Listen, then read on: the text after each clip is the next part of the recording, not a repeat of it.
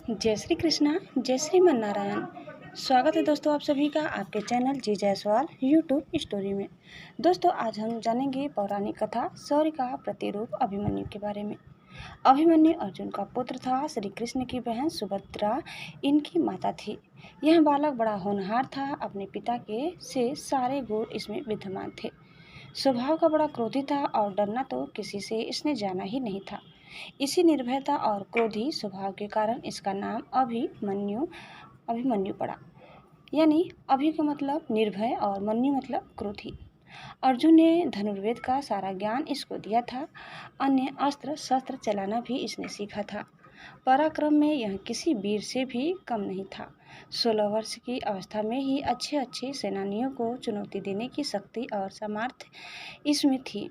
इसकी मुखाकृति और शरीर का डिल डौल भी असाधारण योद्धा का साथ था। वृषभ के समान ऊंचे और भरे हुए कंधे थे। उभरा वक्ष स्थल था और आंखों में एक जोश था। महाभारत का भीषण संग्राम छिड़ा हुआ था। पितामह धराशायी हो चुके थे। उनके पश्चात गुरु द्रोणाचार्य ने कौरवों का सेनापतित्व संभाला था। अर्जुन पूरे पराक्रम के साथ युद्ध कर रहा था। प्रचंड अग्नि के समान वह बाणों की वर्षा करके गौरव सेना को विचलित कर रहा था। द्रोणाचार्य कितना भी प्रयत्न करके अर्जुन के इस वेग को नहीं रोक पा रहे थे। कभी कभी तो ऐसा लगता था मानो पांडव कौरवों को कुछ ही क्षणों में परास्त कर डालेंगे। प्रातःकाल युद्ध आरंभ हुआ। श्री कृष्ण अपना पांचजन्य फूंकते उसी क्षण अर्जुन के बाणों से कौरव सेना में हाहाकार मचने लगता। संध्या तक यही विनाश चलता रहता। दुर्योधन ने इससे चिंतित होकर गुरु द्रोणाचार्य से कहा, हे आचार्य, यदि पांडवों की इस गति को नहीं रोका गया तो कौरव सेना किसी भी क्षण विचलित होकर युद्ध भूमि से भाग खड़ी होंगी। अतः कोई ऐसा उपाय करिए जिससे पांडवों की इस बढ़ती शक्ति को रोका जाए और अर्जुन के सारे प्रयत्नों को निष्फल किया जाए। दुर्योधन के इस प्रकार चिंतित देखकर गुरु द्रोणाचार्य ने किसी प्रकार अर्जुन को युद्ध भूमि से हटा देने का उपाय सोचा। दुर्योधन के कहने से संसप्तकों ने कुरुक्षेत्र से दूर अर्जुन को युद्ध के लिए चुनौती दी। अर्जुन उनसे लड़ने को चला गया। उसके पीछे से द्रोणाचार्य ने चक्रव्यूह की रचना की और युधिष्ठिर के पास संवाद भिजवाया कि या तो पांडव आकर कौरव सेना के इस चक्रव्यूह को तोड़े या अपनी पराजय स्वीकार करे। जब संवाद युधिष्ठिर के पास पहुंचा तो वे बड़ी चिंता में पड़ गए, क्योंकि अर्जुन के सिवा चक्रव्यूह को तोड़ना कोई पांडव नहीं जानता था। अर्जुन बहुत दूर संसप्तकों से युद्ध कर रहा था। चक्रव्यूह तोड़ने में अपने आप को असमर्थ देखकर पांडव के शिविर में त्राही त्राही मच उठी। युधिष्ठिर, भीम, धृष्टद्युम्न आदि कितने ही पराक्रमी योद्धा थे जो बड़े से बड़े पराक्रमी कौरव सेनानी को चुनौती दे सकते थे, लेकिन चक्रव्यूह तोड़ने का कौशल किसी को भी नहीं आता था। वह ऐसा व्यूह था जिसमें पहले तो घुसना और उसको तोड़ना ही मुश्किल था और फिर सफलतापूर्वक उसमें से बाहर निकलना तो और भी दुष्कर कार्य था। कौरव सेना के सभी प्रमुख महारथी उस चक्रव्यूह के द्वारा की रक्षा कर रहे थे। जब सभी किंकिरत व्यूह मूल के सभा में बैठे हुए थे और अर्जुन के बिना सिवाय इसके कि वे अपनी पराजय स्वीकार कर ले कोई दूसरा उपाय उसको नहीं सूझ पड़ रहा था। अभिमन्यु वहां आया और सभी को गहन चिंता में डूबा हुआ पाकर युधिष्ठिर से पूछने लगा कि चिंता का क्या कारण है। युधिष्ठिर ने सारी बात बता दी। उसे सुनकर वह वीर बालक अपूर्व साहस के साथ बोला, अरे आप इसके लिए चिंता न करें। दुष्ट कौरवों का यह षड्यंत्र किसी प्रकार की सफल नहीं हो सकेगा। यदि अर्जुन नहीं है तो उनका वीर पुत्र अभिमन्यु तो यहाँ है। आप दुर्योधन की चुनौती स्वीकार कर लीजिए। मैं चक्रव्यूह तोड़ने के लिए जाऊंगा। अभिमन्यु की बात सुनकर सभी को आश्चर्य होने लगा। एक साथ सबकी नीचे झुकी हुई गर्दनें ऊपर उठ गई। फिर युधिष्ठिर ने इसे अभिमन्यु की नादानी ही समझा। उन्होंने पूछा, बेटा, तुम्हारे पिता अर्जुन के सिवा इनमें से कोई भी चक्रव्यूह भेदना नहीं जानता, फिर तुम कैसे इसका भेदन कर सकते हो? हाय, आज अर्जुन होता तो यह अपमान न सहना पड़ता। संध्या काल तक भी वह गांडीव धनवा नहीं आ सकेगा और पांडव की यह सेना जिसको लेकर वह प्रचंड वीर अभी तक युद्ध करता रहा है, अपने अस्त्र डालकर कौरवों से पराजय स्वीकार कर लेगी। हाय हाय क्रूर विधाता। यह कहकर युधिष्ठिर अधीर हो उठे। उसी क्षण अभिमन्यु ने सिंह की तरह गरज कर कहा, अरे आप मुझे बालक न समझे। मेरे रहते पांडवों का कौरव कभी मिट नहीं सकता। मैं चक्रव्यूह को भेदना जानता हूँ। पिता ने मुझे चक्रव्यूह के भीतर घुसने की क्रिया तो बतला दी थी, लेकिन उससे बाहर निकलना नहीं बताया था। आप किसी प्रकार चिंता न करें, मैं अपने पराक्रम पर विश्वास करके चक्रव्यूह को तोड़ूंगा और उससे बाहर भी निकल आऊंगा। आप चुनौती स्वीकार कर लीजिए और युद्ध के लिए मुझे आज्ञा दीजिए। आज्ञा देकर शंख बजा दीजिए। उस दुर्योधन को संदेश भिजवा दीजिए कि वीर धनंजय का पुत्र अभिमन्यु उनकी सारी चाल को निष्फल करने के लिए आ रहा है। कितनी ही बार अभिमन्यु ने इसके लिए हठ किया, परिस्थिति भी कुछ ऐसी थी। युधिष्ठिर ने उसको आज्ञा दे दी। अभिमन्यु अपना धनुष लेकर युद्धभूमि की ओर चल दिया। उसकी रक्षा के लिए भीमसेन, धृष्टद्युम्न और सात्यकी चले। चक्रव्यूह के पास पहुंचकर अभिमन्यु ने बाणों की वर्षा करना आरंभ कर दिया और शीघ्र ही अपने पराक्रम से उसने पहले द्वार को तोड़ दिया और वह तीर की सी गति से व्यूह के अंदर घुस गया। लेकिन भीमसेन, सत्यकी और धृष्टद्युम्न उसके पीछे व्यूह में नहीं घुस पाए। उन्होंने कितना ही पराक्रम दिखाया, लेकिन जयद्रथ ने उनको रोक लिया और वहीं से अभिमन्यु अकेला रह गया। अर्जुन का वह वीर पुत्र अद्भुत योद्धा था। व्यूह के द्वार पर उसे अनेक योद्धाओं से भीषण युद्ध करना पड़ा था, लेकिन उसका पराक्रम प्रचंड अग्नि के समान था। जो कोई उसके सामने आता था या तो धराशायी हो जाता था या विचलित होकर भाग जाता था। इस तरह व्यूह के प्रत्येक द्वार को वह तोड़ना चला जाता था। कौरवों के महारथियों ने उस वीर बालक को दबाने का कितना ही प्रयत्न किया, लेकिन वे किसी प्रकार भी उसे अपने वश में नहीं कर पाए।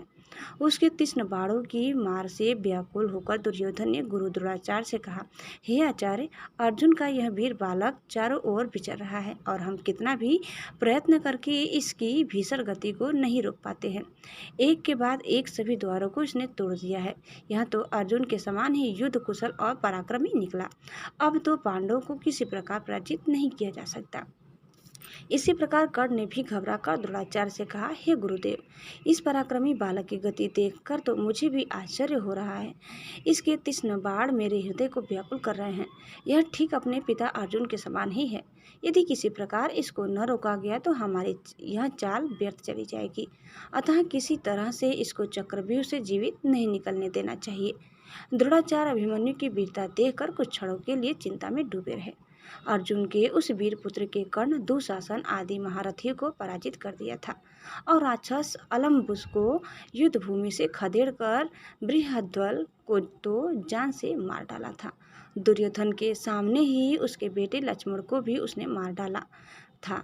बड़े बड़े सूरवीर खड़े देखते रह गए और वह प्रचंड अग्नि की लपट की तरह सबको भस्म करता हुआ चक्रव्यूह को तोड़कर अंदर घुस गया। जब कौरवों के सारे प्रयत्न निष्फल चले गए तो उन्होंने छल से काम लेने की बात सोची। अलग अलग लड़कर कोई भी महारथी अभिमन्यु से नहीं जीत सकता था, इसीलिए उन्होंने मिलकर उस पर आक्रमण करने का निश्चय किया। कृपाचार्य, कर्ण, अश्वत्थामा, बृहद्बल यानी शकुनी का चचेरा भाई, कृतवर्मा और दुर्योधन आदि 6 महारथियों ने उसे घेर लिया और उस पर भीषण आक्रमण कर दिया। कर्ण ने अपने बाणों से उस बालक का धनुष काट डाला, भोज ने उसके घोड़ों को मार डाला और कृपाचार्य ने उसके पार्श्व रक्षकों के प्राण ले लिए। इस तरह अभिमन्यु पूरी तरह निहत्था हो गया, लेकिन फिर भी जो कुछ उसके हाथ में आया उससे ही वह शत्रु को विचलित करने लगा। थोड़ी ही देर में उसके हाथ में एक गदा आ गई। उससे उसने कितने ही योद्धाओं को मार गिराया। दुशासन का बेटा उसके सामने आया। घोर संग्राम हुआ। अकेला अभिमन्यु 6 के सामने क्या करता। महारथियों ने अपने बाणों से उसके शरीर को छेद दिया। अब वह लड़ते लड़ते थक गया था। इसी समय दुशासन के बेटे ने आकर उसके सिर पर गदा प्रहार किया, जिससे अर्जुन का वह वीर पुत्र उसी क्षण पृथ्वी पर गिर पड़ा और सदा के लिए पृथ्वी से उठ गया। उसके मरते ही कौरवों के दल में हर्ष ध्वनि उठने लगी। दुर्योधन और उसके सभी साथी इस निहत्थे बालक की मृत्यु पर फूले नहीं समाये। किसी को भी उसके अन्याय से की गई हत्या पर तनिक भी खेद और पश्चाताप नहीं था।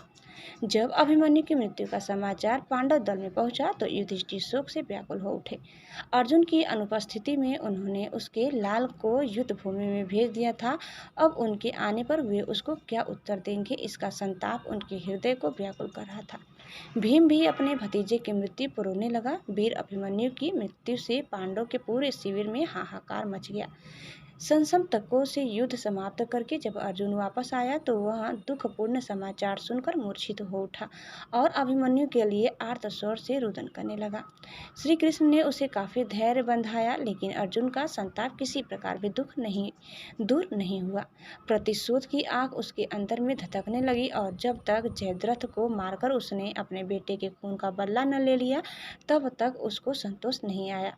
श्री कृष्ण को भी अभिमन्यु की मृत्यु पर कम दुख नहीं हुआ था, लेकिन वे तो योगी थी। बालकों की तरह रोना उन्हें नहीं आता था। प्रतिशोध की आग उनके अंदर भी जल रही थी। उन्होंने स्पष्ट कहा था कि अपने भांजे अभिमन्यु की मृत्यु का बदला लिए बिना वह नहीं मानेंगे। अभिमन्यु की स्त्री का नाम था उत्तरा। वह मत्स्य नरेश विराट की पुत्री थी। अज्ञातवास के समय अर्जुन विराट के यहाँ उत्तरा को नाचने गाने की शिक्षा देते थे। बाद में विराट को सारा हाल मालूम हो गया था, इसीलिए लोकापवाद के डर से वे अपनी पुत्री का विवाह अर्जुन के सिवा किसी अन्य पुरुष के साथ नहीं करना चाहते थे। अर्जुन के स्वीकार न करने पर विराट ने उत्तरा का विवाह उसी के पुत्र अभिमन्यु के साथ कर दिया। इन दोनों का विवाह बाल्यावस्था में ही हो गया था। उसी युग में बाल विवाह की प्रथा तो इतनी प्रचलित नहीं थी, लेकिन विवाह के पीछे राजनीतिक कारण निहित था। पांडवों के इसके पश्चात मत्स्य नरेश से हर प्रकार की सहायता मिल सकती थी। अपने पति की मृत्यु पर उत्तरा शोक से पागल हो उठी थी। श्री कृष्ण ने उसे कितना ही समझाया था, लेकिन फिर भी कितने ही दिनों तक उसका रुदन एक क्षण को भी नहीं रुका था। वह उस समय गर्भवती थी। आततायी अश्वत्थामा ने पांडव के वंश को समूल नष्ट कर देने के लिए इस गर्भस्थ बालक पर ब्रह्मास्त्र का प्रयोग किया था, लेकिन श्री कृष्ण ने उसे रोक लिया था और इस प्रकार श्री कृष्ण ने ही पांडव के कुल की रक्षा की। निश्चित अवधि के पश्चात उत्तरा के गर्भ से बालक का जन्म हुआ। चूंकि सभी कुछ क्षय हो जाने के पश्चात इस बालक का जन्म हुआ था, इसीलिए इसका नाम परीक्षित रखा गया। यही पांडव की वंश परंपरा को आगे बढ़ाने वाला था। दोस्तों, कथा समाप्त होता है। उम्मीद करते हैं कि आपको हमारी आज की यह कथा जरूर पसंद आई होगी। कैसी लगी कमेंट करके बताइए। चैनल में नए हैं तो प्लीज़ लाइक, शेयर और सब्सक्राइब करना न भूलें। धन्यवाद। जय श्री कृष्णा, जय श्रीमन नारायण। एक बार प्रेम से बोलिए श्री बांके बिहारी लाल की जय।